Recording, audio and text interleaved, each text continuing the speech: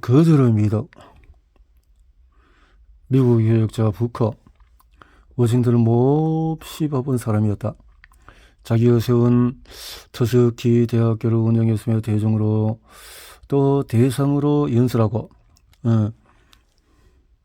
기부자들을 만나고 쉴 새 없이 여행을 다녔다. 자, 입법자들을 만나서 은밀하게 교섭을 하고 강연하고 기금 조성 운동을 벌이고 5건의 책을 썼다. 워싱턴은 이 모든 일을 어떻게 다 해냈을까? 그것은 단순히 인내심과 활력만으로 되는 것은 아니었다. 누구나 말하기 어려워하는 아니요라는 말을 할 수 있는 절제력 때문이었다. 워싱턴은 말했다. 셀 수 없이 많은 사람이 완전히 무의미한 일로 한 사람의 시간을 잡아먹을 준비를 하고 절지어 기다린다. 어떤 사람은 워싱턴을 냉담하다고 생각하고 또 누군가는 이기적이라고 생각했으며 다들 등 뒤에서 워싱턴을 헐뜯었다. 워싱턴은 너무나 바빠서 그런 일은 알지 못했다.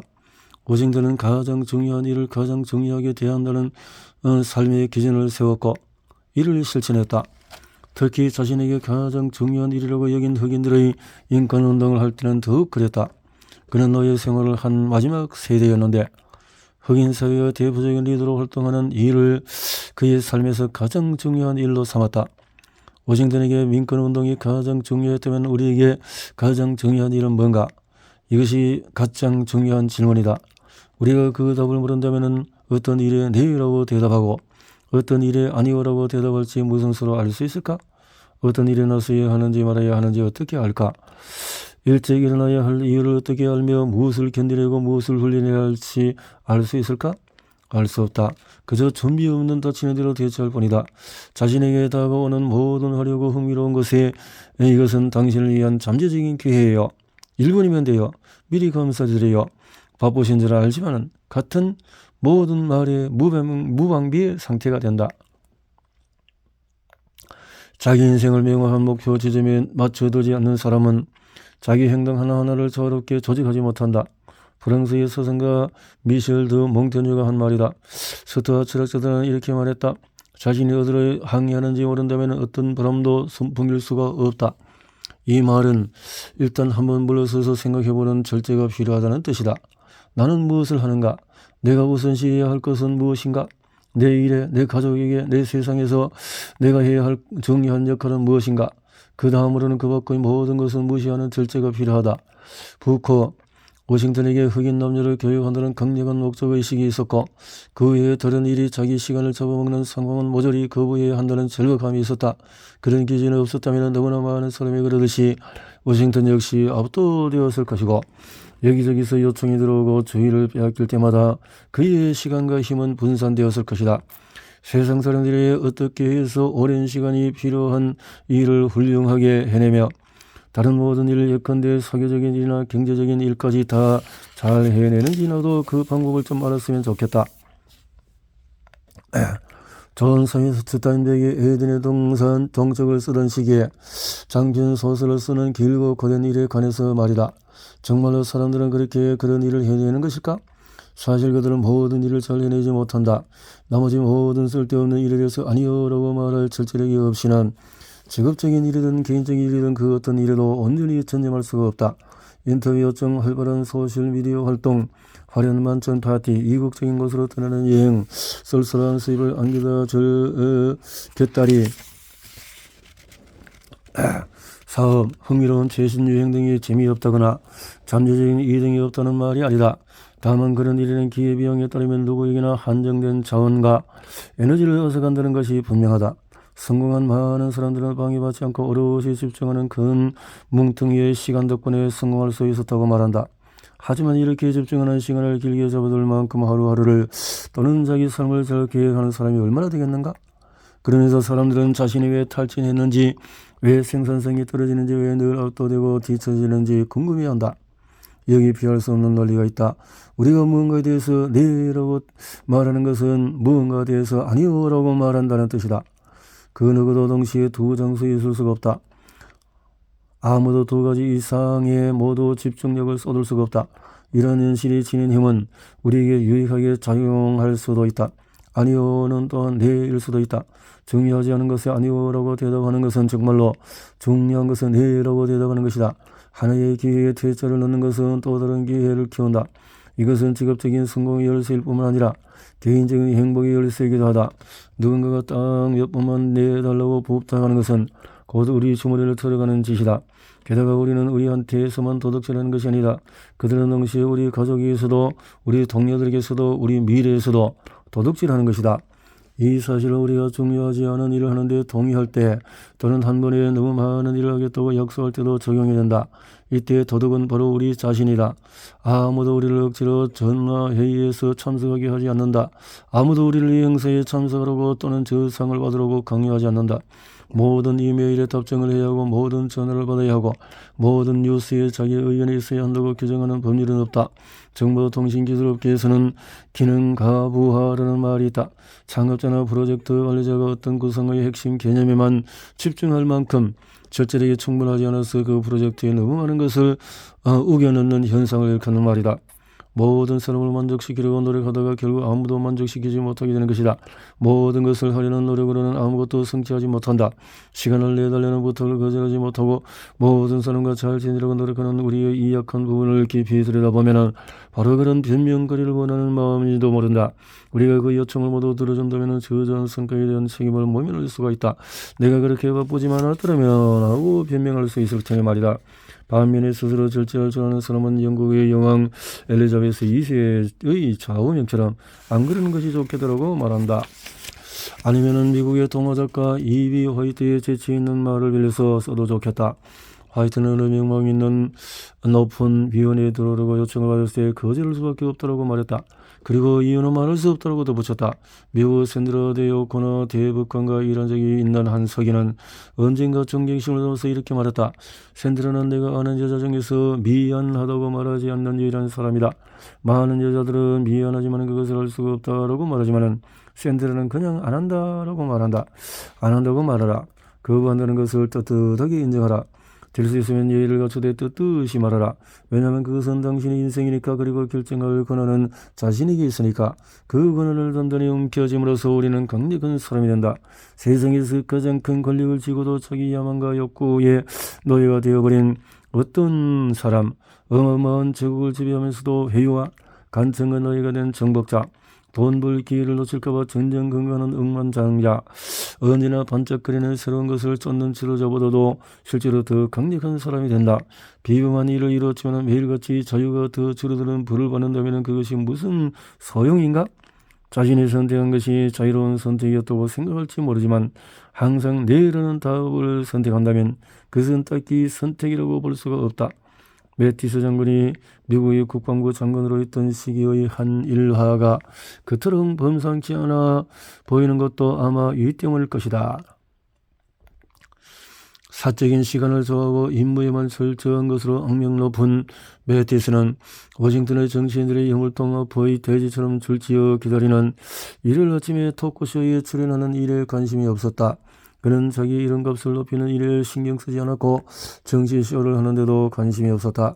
아니 매티스는 그저 자기 일을 하고 싶었고 실제로 일을 잘 처리해내고 싶었을 뿐이다. 메시지를 전하는 일에 협조하지 않는다고 매티스를 비판하던 정부 관료들이 그에게 원하고 부추기고 짜증을 부리자 마침내 매티스는 공보관에게 전화를 걸어서 아주 차분하게 안 하겠다는 의사를 다시 한번 명확히 했다. 매티스는 이렇게 설명했다. 나는 사람 죽이는 입을 생업으로 해왔어. 한 번만 더 전화하면 당신을 그 젠장 맞을 아프가니스탄으로 보내버릴 거야. 알아들었어? 그렇게 그 일은 단박에 마무리가 되었다.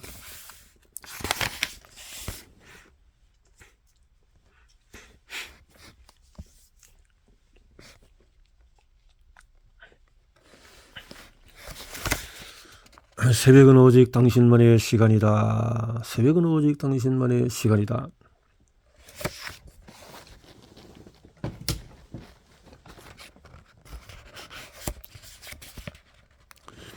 미국 흑인 최초로 노벨 문학상을 수상한 작가 토니 모리스는 글을 쓰고자 언제나 이른 새벽에 잠자리에서 일어났다.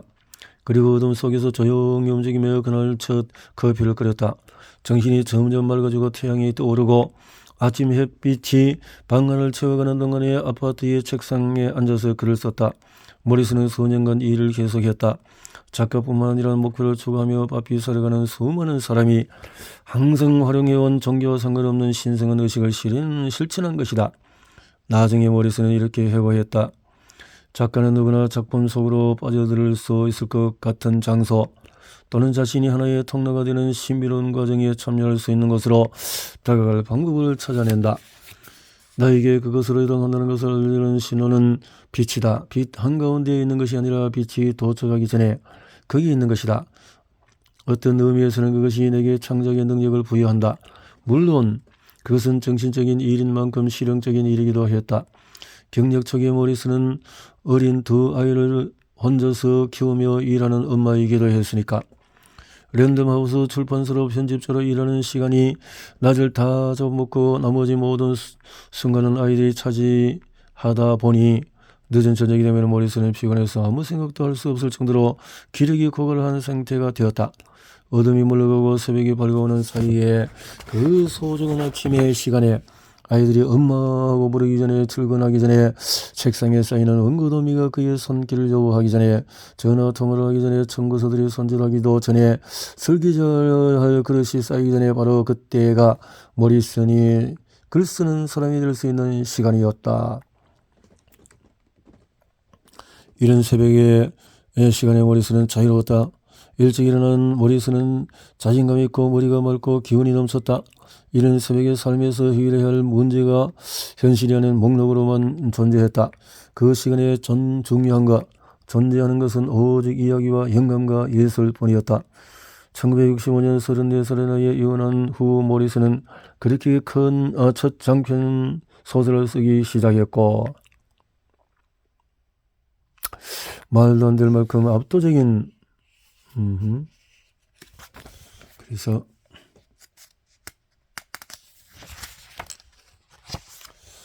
남성 주도하는 업계에서 극소수의 흑인 여성으로 살아남기 위해서 고군분투했다. 하지만 모리슨 마음속에는 그 시절이 삶의 정점이었다. 더는 능성을 부릴 수 없는 나이가 된 모리슨에게 모든 문제는 상당히 단순했다. 아이들에게는 어른인 모리슨이 있어야 했다. 아직 끝내지 못한 소설 역시 어른인 모리슨이 끝맺어야 했다. 모리슨이 일어났다. 일어나서 자신이 일해야 할 자리로 나아갔다. 거기에 온전히 존재했으며 자신의 모든 것을 쏟아부었다. 1970년 가장 푸른 눈이 출간되어서 극찬받고 나서도 그는 멈추지 않았다. 모리슨은 그 뒤를 이어서 10편이 넘는 장편 소설과 9편의 비소설, 5권의 어린 책, 2편의 희곡과 여러 단편 소설을 발표했다. 그렇게 전위 도서관과 노벨 문학상, 대통령 자유훈장을 받았다. 하지만은 그 모든 갈채 중에서도 모리슨이 가장 자랑스러워하는 일은 좋은 엄마로서 훌륭한 일을 하는 엄마 역할을 해내는 동시에 그 모든 것을 이뤄냈다는 점이었다. 일찍 일어나는 것이 딱히 즐거운 일은 아니다. 평생 일찍 일어나고 그 시간대에 많은 것을 이룬 사람들조차 일찍 일어나는 일을 항상 힘들어한다. 당신은 아침형 인간이 아니라고 생각하는가? 사실 아침형 인간인 사람은 아무도 없다. 하지만 일찍 일어나는 것은 무조건 이로운 것은 아니라도 거의 모든 면에서 이롭다. 최소한 아침에 우리는 더 자유롭기 때문이다. 미국의 소설가 해밍웨이는 방해할 사람이 아무도 없고 시원하거나 좋은 상태로 일을 시작하면 글을 쓰는 동안에 따뜻하기 때문에 일찍 일어난다고 말했다. 모리슨은 하루가 그날의 해야 할 목록을 내밀기 전에 아직 정신이 개운한 아침에 자신이 더 자신감에 처해 있다는 것을 알게 되었다. 우리가 대부분 그렇듯이 모리슨도 자기가 해가 진 뒤에 그리 명석하지 않은 재치 있지도 창의적이지도 않다는 것을 깨달았다. 누가 그럴 수 있겠는가? 진부한 대화와 좌절, 실수, 탈진으로 지친 하루를 보낸 뒤 말이다. 아침에 일찍 일어나는 것이 모두 활발한 두뇌 활동 때문만 아니다. 기후 경영들이 아침 일찍 헬스장에 가는 데는 이유가 있다. 그 시간에는 아직 의지력이 있기 때문이다.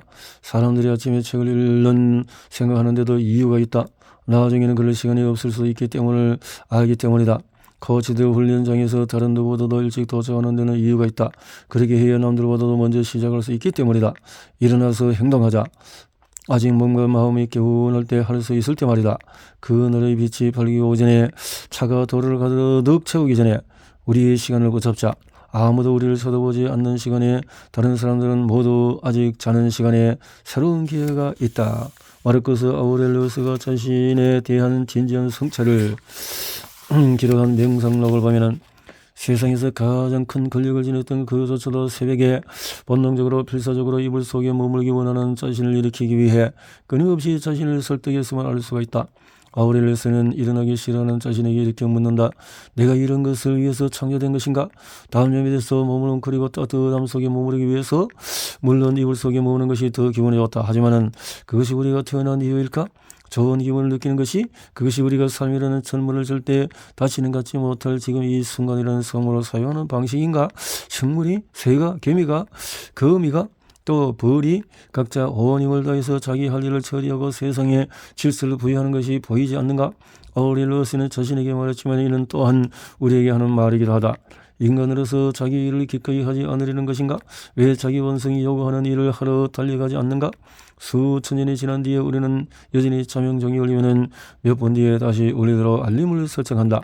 하루 중에서 가장 생산적인 시간을 허비하면서 자신을 방해하는 일이 생기기 전에 정신을 산란하게 하는 일이 벌어지기 전에 나머지 세상 사람이 모두 일어나서 활동하기 전에 이 순간을 미루는 쪽을 택한다. 그리스도가 무덤에서 이런 시간에 부활함으로써 아침 일찍 일어나도록 권한 거라고 생각한다. 1720년대에 조나선 에드워즈라는 미국의 신학자가 한 말이다. 그래서 조용한 아침에 겉으로 신성한 느낌이 드는 것일까? 그것은 어쩌면 일찍 일어나 기도하고 밭을 갈고 강이나 우물에서 물을 길어오고 태양이 너무 뜨거워지기 전에 사막을 건너는 우리 조상들의 전통을 이어가고 있기 때문인지도 모른다. 일어나기가 힘들거나 어렵다고 느껴질 때 자신이 누구의 후손이며 어떤 전통을 이어받았는지 자신에게 무슨 일의 성패가 달려있는지를 떠올리자. 토니 모리슨이 절망을 느낄 때마다 더 많은 자식을 기르고 더 힘든 삶을 살았던 자기 할머니를 생각했듯이 우리를 일어나기가 싫을 때마다 일찍 일어나서 책상에 앉았던 모리슨을 떠올리자. 우리는 모두 행운하다. 아침에 일찍 일어나자. 우리는 모두